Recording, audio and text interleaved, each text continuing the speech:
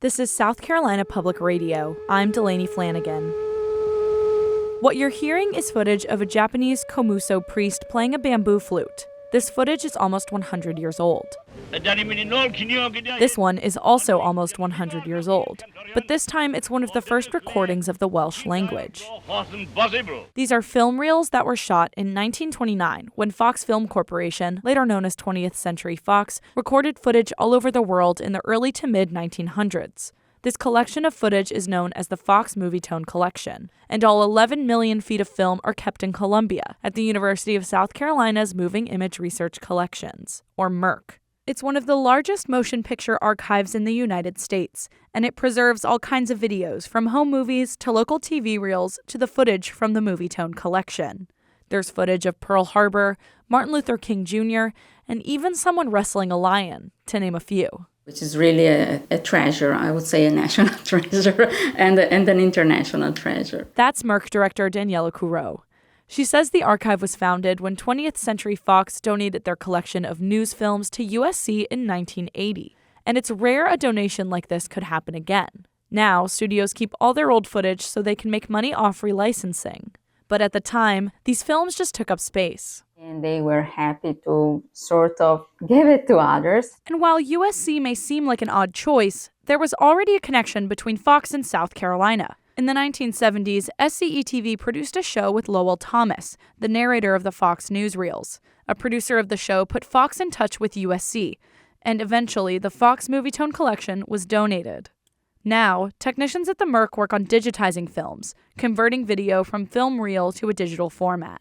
From there, they work to combat any decay and digitize the most at-risk films before they become unwatchable. But the MERC doesn't just preserve these films, it presents them to the public. Regional film curator Lydia Pappas will often screen old footage of SC towns, offering current residents a glimpse into the past. This is a picture of your city.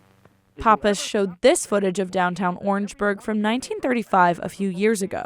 I say to everyone, shout it out if you see something. This is the cinema where we want your information and you need to shout at the screen and go, oh, I remember that guy. He used to go out with my grandma and, people don't know they have that information until they see it. She's also visited towns with rich histories like Bennettsville, and she says this footage can inspire current residents. It's now a very small rural town, but, at that time it was quite bustling. And, people in these towns are also trying to renovate them and reinvigorate them, to try and almost get back to that. The MERC's footage is not just useful for tracing the history of South Carolina, but America as a whole. The footage from 100 years ago, whether it's deteriorated or not, it tells a uniquely American story, and America really at a crossroads. Documentary filmmaker Bill Morrison works extensively with the collection. He specializes in bringing new meaning to archival material in film.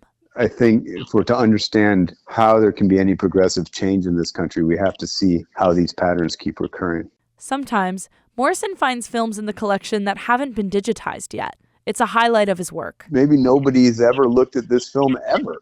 And it's sitting there, sort of this incredible treasure trove of images that have been captured but not looked at. It's hard to describe the sheer amount of films the MERC holds. Each reel tells a different story about World War II, Charleston, maybe Japan. MERC director Daniela Couraud compares it to science fiction. It's really a way of traveling in time. So we get to a world that doesn't exist anymore but still speaks to us. And she hopes to share that world with everyone. For South Carolina Public Radio, I'm Delaney Flanagan. Sure, I think it's used also by, the meat packing industry, At first glance, it might look like we're about to step into a fridge in a restaurant, but what you'll actually find is film reel, and a whole lot of it. This is the Moving Image Research Collections, one of the biggest motion picture archives in the United States. It contains footage from all over the world, from South Carolina Somebody's got to have some sense in this world. to Japan to Indonesia and more. Which is really a treasure, I would say a national treasure and an international treasure. This collection came from a donation by 20th Century Fox in 1980, who was connected to USC by an SCETV producer. The MERC works to preserve this collection, converting video from film reel to a digital format.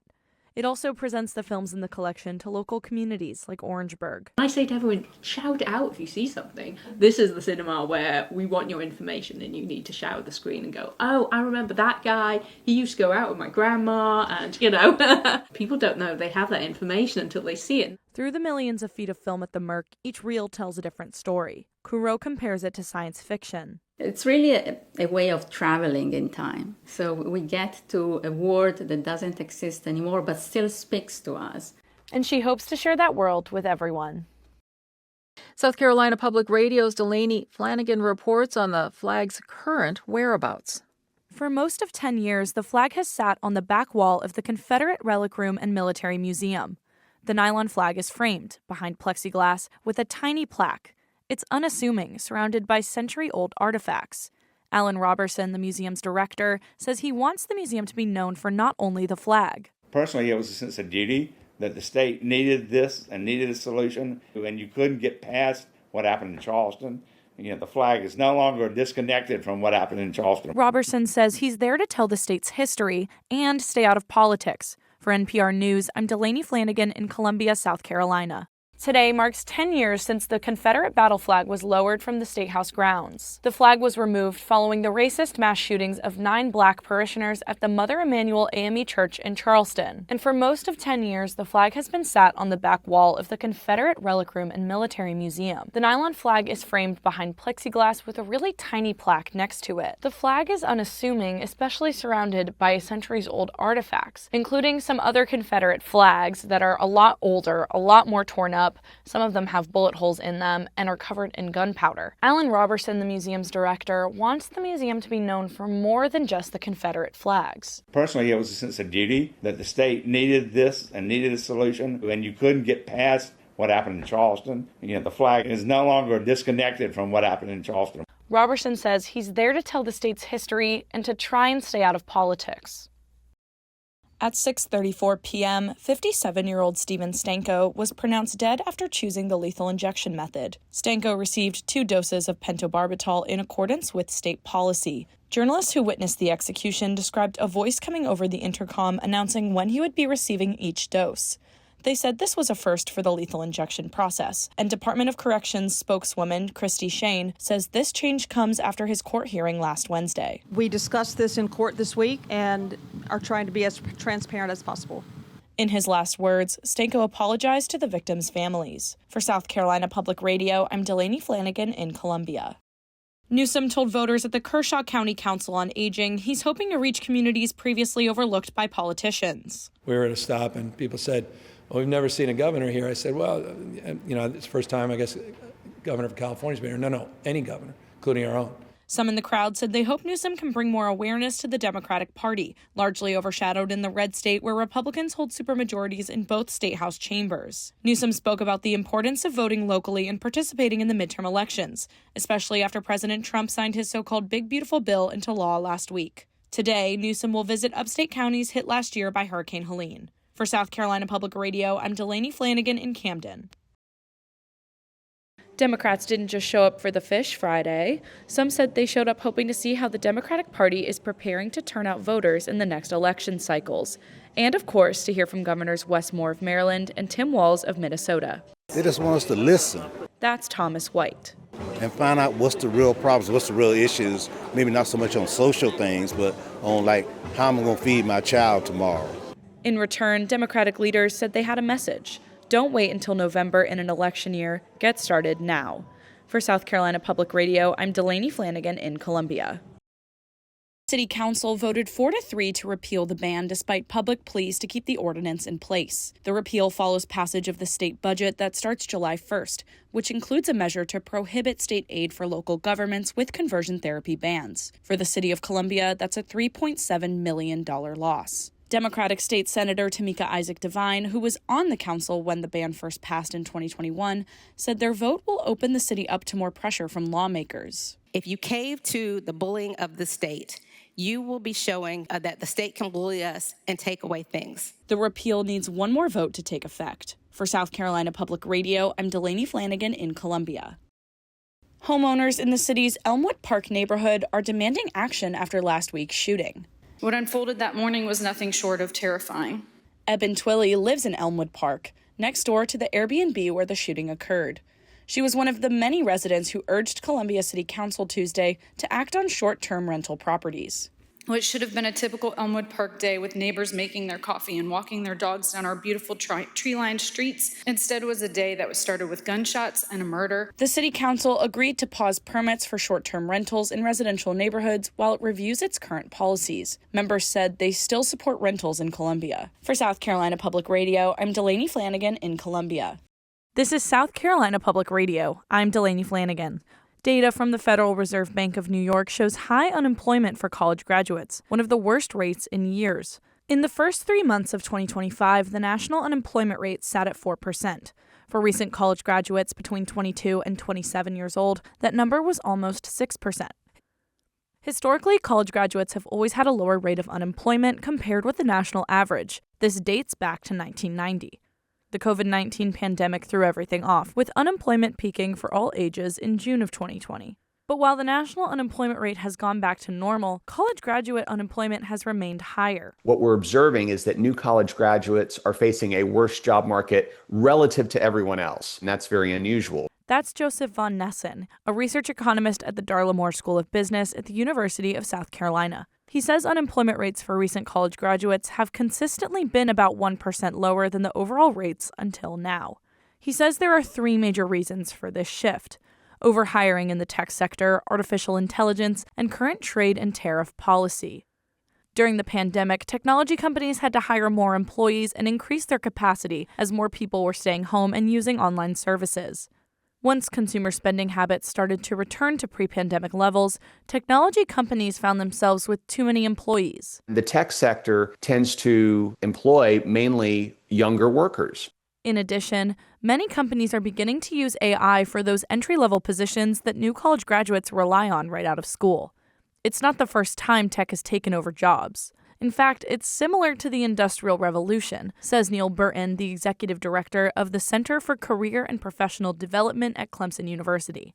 A lot of jobs were overtaken by machinery, by, okay, now we have the cotton gin, so we don't need as many people to sort the cotton. Now this revolution is threatening some white-collar fields, investing, finance, accounting, even some counseling. AI does still need more development before it can completely replace human workers, according to Von Nessen. Finally, some companies are holding off on hiring due to uncertainty with trade and tariff policy.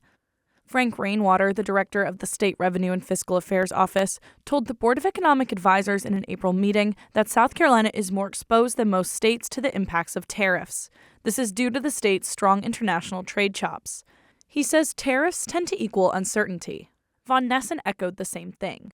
Uncertainty tends to breed paralysis. So when they go into wait-and-see mode, they're less likely to make any type of significant investments because they don't know what the market landscape is going to look like. And so that can include investments in capital. It can also include investments in workers.